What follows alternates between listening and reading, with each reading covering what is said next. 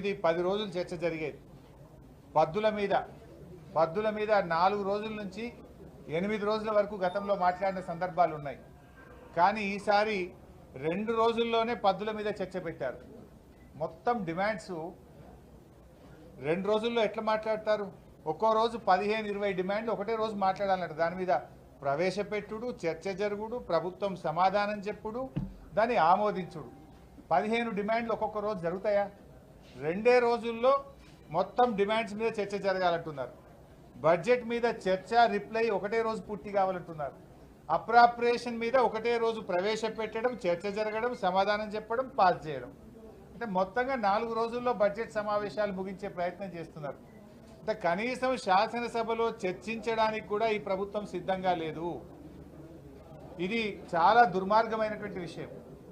కేవలం గతంలో ఇదే కాంగ్రెస్ పార్టీ నాయకులు 10 రోజులైనా బడ్జెట్ సమావేశాలు, 12 రోజులైనా బడ్జెట్ సమావేశాలు, నెల పెట్టాలి, 30 రోజులు పెట్టాలని మాట్లాడింది. కానీ ఇప్పుడు 4 రోజులకు మొత్తం బడ్జెట్ చర్చను 4 రోజులకు కుదించేస్తున్నారు. ఇది అత్యంత బాధాకరం, దుర్మార్గం.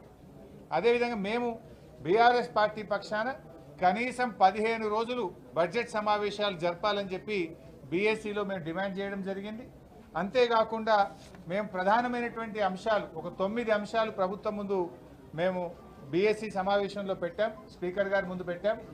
ముఖ్యంగా రేపు ఈ రాష్ట్రంలో రాష్ట్ర ప్రభుత్వం నిరుద్యోగ యువతీ యువకులకు చేసిన అన్యాయం, నిరుద్యోగుల పోరాటాన్ని అణిచివేస్తున్న తీరు, నిరుద్యోగుల మీద అక్రమంగా పెడుతున్న కేసులు, నిరుద్యోగ యువతీ యువకులను హాస్టళ్లలో చొరబడి వాళ్ళను కొడుతున్నటువంటి తీరు, అశోక్ నగర్ సెంట్రల్ లైబ్రరీలో దాడి చేసిన తీరు, ఈ యొక్క మొత్తం నిరుద్యోగ సమస్యలు, అదేవిధంగా జాబ్ క్యాలెండరు, గ్రూప్ 2, గ్రూప్ 3 ఉద్యోగాలకు పోస్టుల సంఖ్య పెంచడము, దీని మీద రేపు చర్చ పెట్టాలని చెప్పి బీఆర్ఎస్ పార్టీ తరఫున స్పీకర్ గారి ముందు ప్రతిపాదన పెట్టాం.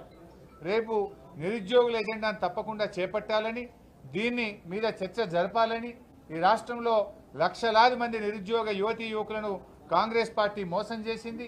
మీరు ఆ రోజు వాళ్లకు పంచరంగుల ప్రచారం చేసిండ్రు, కలలు చూపించిండ్రు, జాబ్ క్యాలెండర్ ఇస్తామని, 2 లక్షల ఉద్యోగాలు ఇస్తామని ఫుల్ పేజ్ అడ్వర్టైజ్మెంట్లు ఇచ్చి ఇవాళ వాళ్ళను రోడ్ల మీదకి తెచ్చినారు, వాళ్ళ మీద అక్రమ కేసులు పెడుతున్నారు. దాని మీద రేపు చర్చ జరగాలని చెప్పి బీఆర్ఎస్ పార్టీ పక్షాన బీఎస్సీలో చెప్పడం జరిగింది. సో వాళ్ళు పెడతారని ఆశిస్తున్నాం. కానీ ఏ విషయం స్పీకర్ గారు ఇవాళ నిర్ణయం తీసుకొని సాయంత్రం కల్లా రేపు ఏ అంశాన్ని చేపడతామనేది చెప్తామని చెప్పారు. కానీ ప్రధాన ప్రతిపక్షంగా ఇవాళ నిరుద్యోగుల సమస్య మీదనే రేపు చర్చ జరపాలని చెప్పి మేము గట్టిగా డిమాండ్ చేశాం. ఎందుకంటే మొన్న గవర్నర్ గారికి కూడా నిరుద్యోగుల సమస్యల మీద బీఆర్ఎస్ పార్టీ పక్షాన గవర్నర్ గారి దృష్టికి కూడా తీసుకుపోయాం. శాసనసభలో ఇది ప్రాధాన్యత కలిగిన అంశం కనుక, లక్షలాది మంది యువతీ యువకుల సమస్య కనుక దీని మీద రేపు చర్చ జరపాలని చెప్పి మేము గట్టిగా పట్టుబట్టాం. ఇవి కాకుండా మరో 8 సమస్యలు కూడా ప్రభుత్వం ముందు పెట్టాం. ఒకటి, రాష్ట్రంలో శాంతి భద్రతల నిర్వహణలో వైఫల్యం. ఈ ప్రభుత్వం వచ్చినాక రోజు మర్డర్లు జరుగుతూ ఉన్నాయి, రేపులు జరుగుతూ ఉన్నాయి, చైన్ స్నాచింగ్ పెరిగిపోయింది, మొత్తం లా అండ్ ఆర్డర్ కుప్ప అయిపోయింది.